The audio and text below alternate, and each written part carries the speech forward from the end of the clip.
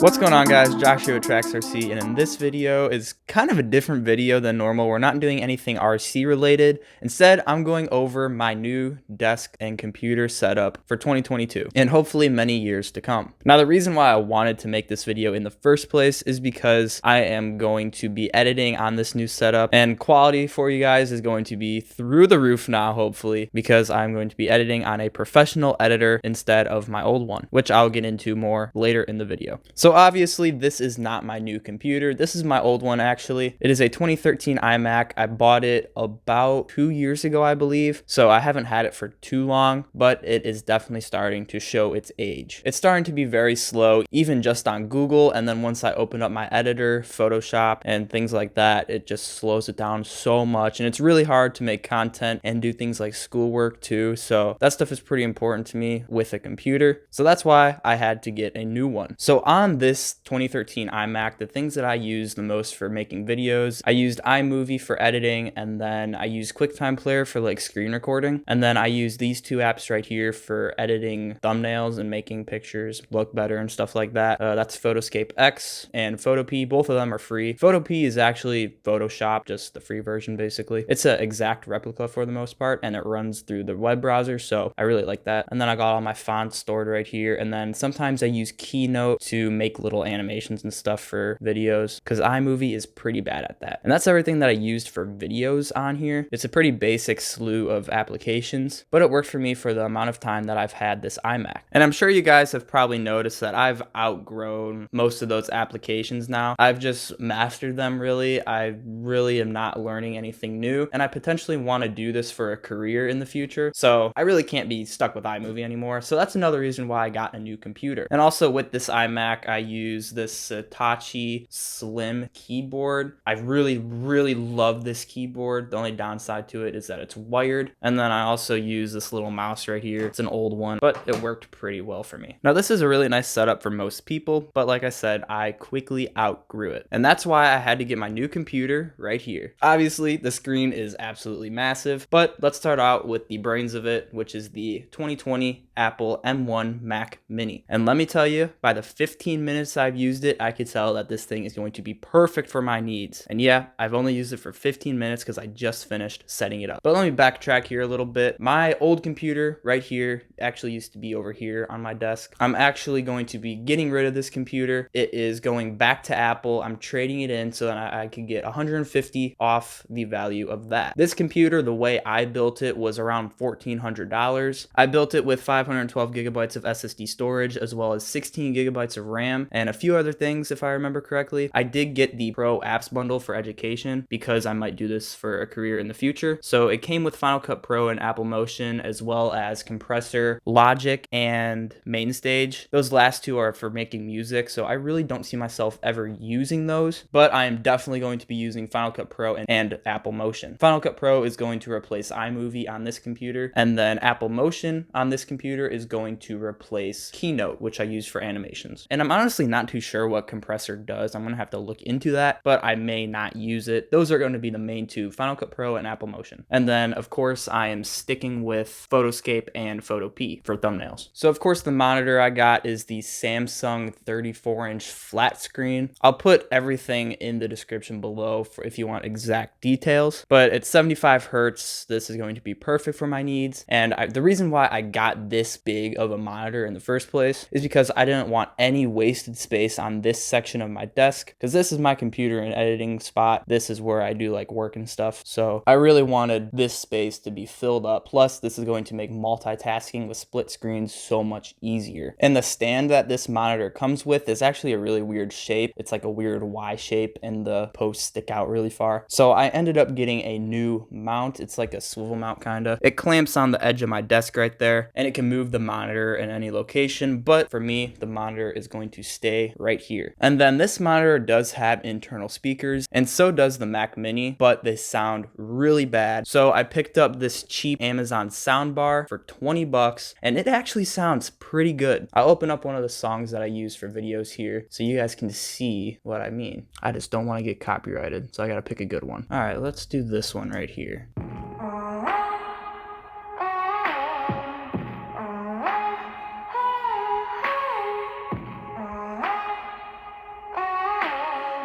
skip ahead a little bit. Say goodbye,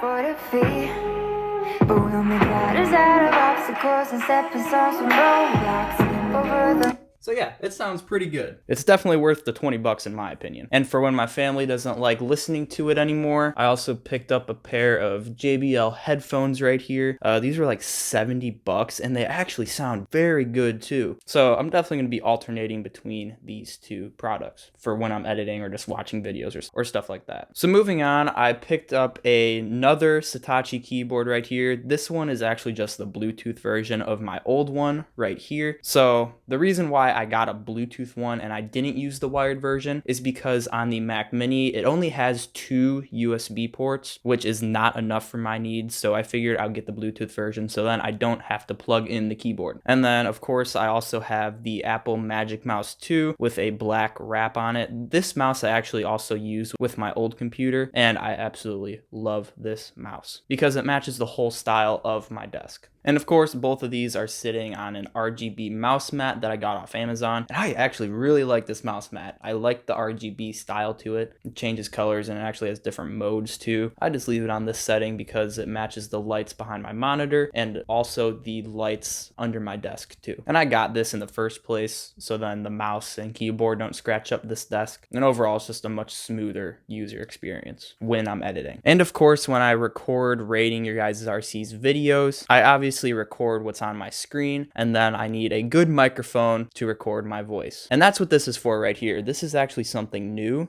I haven't really used it too much yet, but it's a microphone arm and then a kind of like a podcast style microphone. Now this microphone that's attached to it is actually pretty awful. I do not like using it. It's just kind of on display right now. I am in the future going to get a nice blue microphone. No, not the color. That's actually the name of the company. This one I got off Amazon and it sounds horrible. I've used it once and I was not impressed. So for now, it's just looking good on the arm stand right here. And this extendable arm, like I said, is a new thing to my desk and I really like it. It's very convenient to just bring the microphone out when I'm ready to record and then put it back when it's done. Whereas before with my old microphone, I would have to set everything up, plug it in. It was a hassle. So this just makes it so much easier. So once I pick up a new microphone, I'm definitely going to be utilizing that a lot more in the future, which I'm really excited about because it's a pretty cool product. And that's pretty much it for the new computer setup. I guess I'll just go over everything over here. Obviously, we got the M1 Mac Mini. I got a little lamp. I've never actually used it because it's pretty annoying. It just doesn't look good in my opinion, but I like the look of it with the light off. Got a little book down there with some pictures from a family vacation. Then obviously up there, I have my JBL headphones that I showed you guys. I'm actually going to relocate them in the future right here. I'm going to get a little mount to put them on so then they're more within reach. And then I have an Amazon Echo to control all of my lights. Echo, turn off my lights.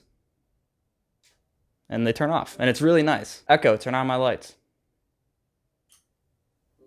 It's very convenient. You can call me lazy, but I think it's using your resources. And then right here, I have a wireless charging mat for my phone and AirPods right there. And I like this compared to a typical charger where you plug it in because you can just set it down and it charges. Again, you can call me lazy. I'm using my resources. And of course, the desk itself, ignore the wires down there, I still have to clean them up, is from Ashley Furniture, I think. It was like 130 bucks for a big L-shaped desk, and it is the perfect size for my needs, and I absolutely love it. Now, like I was saying earlier, I am going to get a new microphone and then that headphone holder for the edge of my desk, but I was also looking into getting it's basically like a dock to put the Mac Mini on, and it has additional USB ports, a micro SD slot, stuff that I could plug into and then transfer files. And it also has built-in storage, so I'm definitely going to get that in the future. So I don't know why, but when I turned off my lights on my Echo, my computer turned off too.